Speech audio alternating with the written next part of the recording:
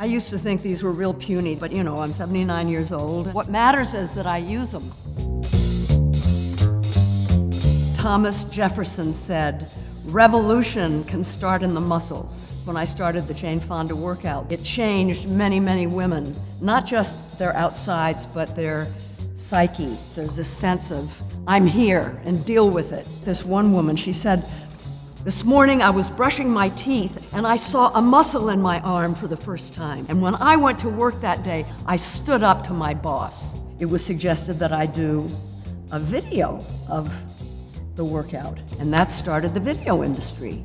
I'm very proud of that. This is not a real Oscar. I have 2 of them, but they're not here. The Vietnam War was still raging. I put a lot of time in trying to think, should I make a statement about the war? I asked my father, and he said, "Just say there's a lot to be said, and tonight's not the night."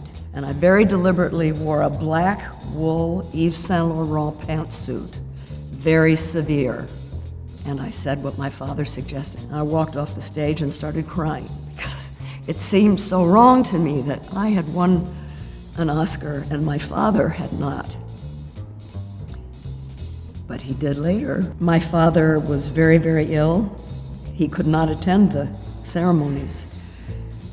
And he said, would I receive the Oscar on his behalf? And when they called his name, I think it was probably the happiest moment of my life.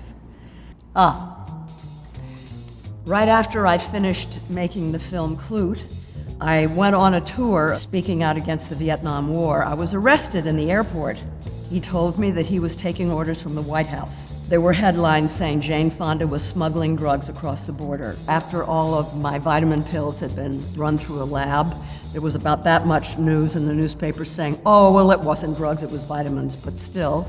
I got handcuffed and spent the night in jail. There was a whole lot of cameras and journalists standing over here, and I collapsed my hand and took it out of the handcuffs and threw a fist up. I was really feisty in those days. I still am, actually. I co-produced a movie called On Golden Pond. Of course, it co-starred, besides my father, Katharine Hepburn. I was standing in a mirror on the set, kind of fixing my hair and getting ready, and she came up behind me and she took my cheek like this, and she said, "This is your box.